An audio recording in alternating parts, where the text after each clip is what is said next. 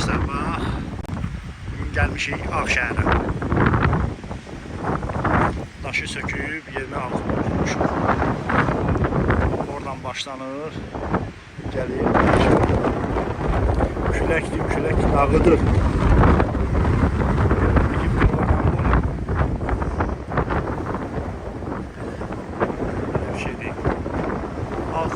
Sıfır birləşməni tutmuşuq hamısını. Hava yerləri.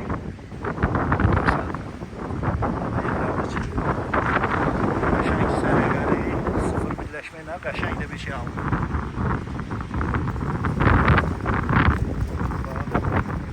Böyle bir şeyler.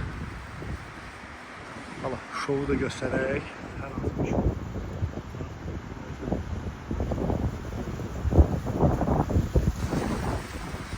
Qəşəng də alkabondur.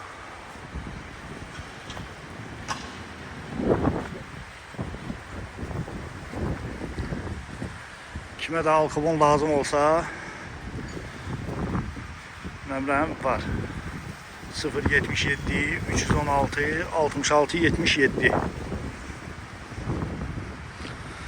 24 saat nömrəm açıqdır.